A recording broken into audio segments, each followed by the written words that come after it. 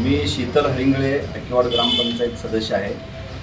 गेली 7 वर्षे ऐकेवाड गावामध्ये निर्मळे साहेब हे ग्रामसेवक म्हणून काम करतात.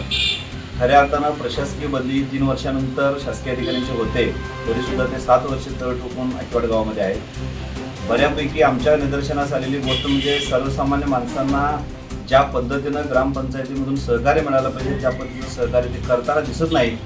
त्याचबरोबर परवाच्या महापुरामध्ये ज्या उपाययोजना करायला पाहिजे होत्या त्याच्यामध्ये अक्षम्य चुका प्रशासनाच्या माध्यमातून त्या ठिकाणी झाल्या. दुर्दैवानं काही अत्यंत वाईट घटना आमच्या गावामध्ये घडल्या. याही घटनेस थोड्याफार प्रमाणामध्ये प्रशासकीय यंत्रणा त्या ठिकाणी कारणीभूत आहे. आणि आमची अशी विनंती आहे, आम्ही BDO साहेबांना पण भेटून आता जस्ट निवेदन देऊन आलो की कुठल्याही परिस्थितीमध्ये या ग्रामसेवकांची बदली झाली पाहिजे ऐकेवाड गावातून, कारण त्यांचा कालावधी तसा खूप झालेला आहे. आणि जर ही बदली झाली नाही, BDO साहेबांनी पण आम्हाला सांगितले की बदली करू असं त्यांनी आश्वासन दिलेलं आहे. पण आम्ही त्यांना एक 8 दिवसाचं मुदत या ठिकाणी देतो. जर ही बदली झाली नाही तर मग पंचायत समिती कार्यालयासमोर आम्ही या ठिकाणी आमरण उपोषणाचा त्यांना इशारा देत आहोत. कुठल्याही परिस्थितीमध्ये ही बदली होणं हे गरजेचं आहे गावच्या दृष्टीनं, त्या विभागाच्या दृष्टीनं, कारण त्यांचा कालावधी पूर्णपणे संपलेला आहे.